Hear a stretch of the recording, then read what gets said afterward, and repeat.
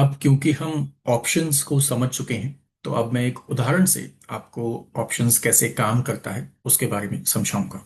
तो शुरू करते हैं आगे। पहला उदाहरण है, मान लेते हैं कोई मिस्टर ए हैं जो कि किसी एक्स वाई जी कंपनी के स्टॉक्स को लेकर के बुलिश हैं।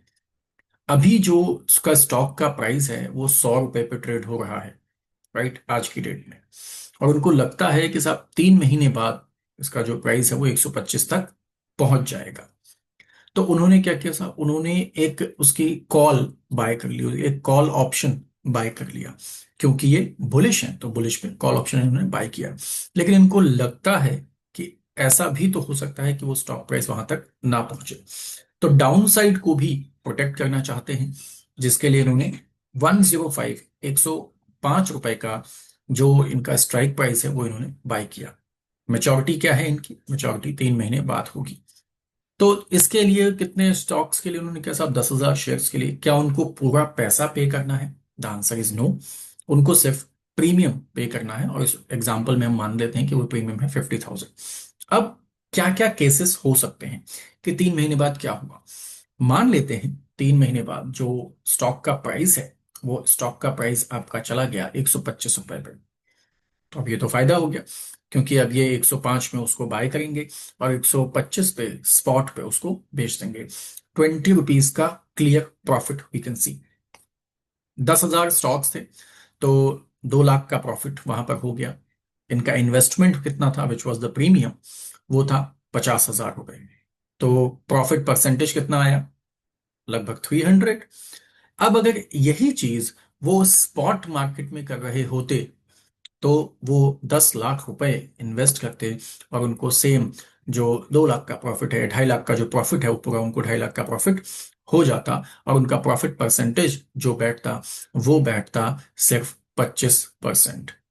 राइट। आई होप आप इस बात को समझ पाए। तो प्रॉफिट परसेंटेज का काफी फर्क यहाँ पे पड़ गया। अब इसी में अगर हम आगे बढ़ें तो एक केस ये भी तो हो सकता है कि उन्होंने सोचा कि 125 तक जाएगा स्टॉक प्राइस, लेकिन वो 75 पे चला गया।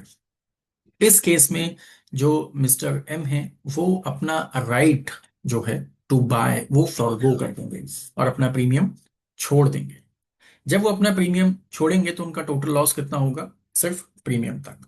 तो आप ध्यान रखिएगा, जब भी कुछ बाय किया जाएगा, चाहे वो कॉल हो या पुट, उसमें जो लॉसेस होते हैं वो लिमिटेड टू द प्रीमियम होते हैं।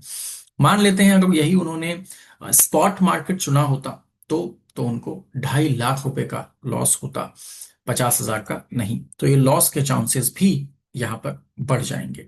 देन एक सिचुएशन और, मान लेते हैं कि स्टॉक का प्राइस 110 रुपए चला गया। अब 105 रुपए में बाय किया, 110 में बेचा। उस केस में क्या हुआ? यहां पर सिचुएशन ये है कि 5 रुपए का प्रॉफिट हुआ है 10,000 शेयर से, यानी कि 50,000 रुपए का प्रॉफिट ये कर पाए। 50,000 का जो प्रॉफिट है उसको करने के बाद सबसे इंपॉर्टेंट चीज जो यहां पर है वो ये है कि अब प्रीमियम भी तो इन्होंने 50,000 पे किया था, तो नेट प्रॉफिट कितना हो गया? Nil. Right. I hope this is making sense. एक दूसरा उदाहरण, कोई मिस्टर एम है जो उसी पी क्यू आर स्टॉक को लेकर के बियरिश है कि साहब मार्केट नीचे जाना चाहिए। उनकी एक्सपेक्टेशन है कि अगले 3 महीने में ये जो करंटली 100 रुपीज में ट्रेड हो रहा है वो 75 तक आ जाएगा। लेकिन वो ये भी चाहते हैं कि अगर मार्केट में ऐसा नहीं हुआ और मार्केट ऊपर गया तो मुझे वहां भी थोड़ा प्रोटेक्शन चाहिए। तो उन्होंने इसका जो स्ट्राइक प्राइस बाय किया वो है 95 रुपीज। राइट। तो अब इन्होंने क्या किया, इन्होंने क्योंकि ये बियरिश है तो इन्होंने एक पुट ऑप्शन को बाय किया। तो पुट ऑप्शन में क्या आउटलुक होता है हमारा? That is bearish. तो पुट ऑप्शन में अब सिचुएशंस होंगी।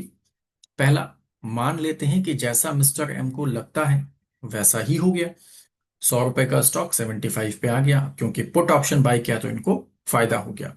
कितना फायदा हुआ साहब? 95 का इनका जो स्ट्राइक था और 75 पे आ गए, तो उन्होंने 75 में बेचा और 95 75 में खरीदा और 95 में बेचा उसको। इनको net net 20 rupees per share का प्रॉफिट हो गया। 10,000 शेयर से कुछ इन्होंने प्रीमियम पे किया था, तो 50,000 का लेट से प्रीमियम था। नेट प्रॉफिट इनका आया 300%। यहीं पर अगर ये स्पॉट मार्केट में इन्होंने बाई किया होता शेयर, तो इनको प्रॉफिट की जगह लॉस होता, और वो भी 25% का। राइट। देन हो सकता है कि स्टॉक का प्राइस 125 पहुंच जाए, बिल्कुल हो सकता है ऐसा। तो अगर स्टॉक का प्राइस ऊपर गया, तो अब तो इनको लॉस हो जाएगा। कितना लॉस होगा साहब? जो इन्होंने प्रीमियम पे किया है उतना, अभी अपने राइट को फॉरगो करेंगे और अपना जो प्रीमियम है वो छोड़ देंगे, वो उनका मैक्सिमम लॉस हो सकता है। उसके अलावा अगर यही सिचुएशन स्पॉट में इन्होंने एक्सरसाइज किया होता कि सर 100 रुपीज का स्टॉक्स और वो 125 का हो गया, तो इस केस में स्पॉट मार्केट में इनको 25% का प्रॉफिट बुक होता। राइट। तो ये एक कोर अंडरस्टैंडिंग है कि जो कॉल ऑप्शन जब आप बाय करते हो या पुट ऑप्शन आप बाय करते हो, तो आप बुलिश होते हो और बियरिश होते हो किस किस जगह पे, प्लस मार्केट के सिनेरियोज के हिसाब से आपको क्या प्रॉफिट और लॉसेस हो सकते हैं। ये जो चार्ट आप नीचे देख रहे हो ये काफी इंपॉर्टेंट है विद रिस्पेक्ट टू एग्जाम, तो इसको ध्यान में रखिएगा। जब भी आप लॉन्ग पुट करते हो, लॉन्ग मतलब यू आर बाइंग, पुट मतलब आप उसका राइट टू सेल जो है वो बाय कर रहे हो, तो आपका आउटलुक क्या है सर? आप बेरिश हो, स्टॉक का प्राइस जो भी है that is mention. Then long put में सेकंड केस में हमने देखा साहब सेम आउटलुक बियरिश।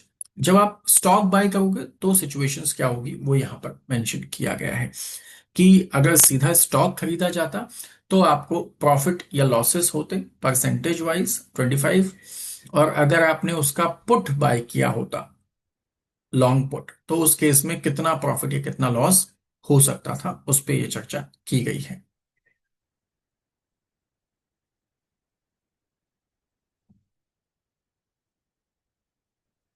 बहुत बहुत आभार आप सबका। मैं आशा करता हूं कि जो हमने दो उदाहरण यहाँ पर समझे हैं ऑप्शंस को लेकर के, वो आपके लिए बहुत हेल्पफुल रहेंगे।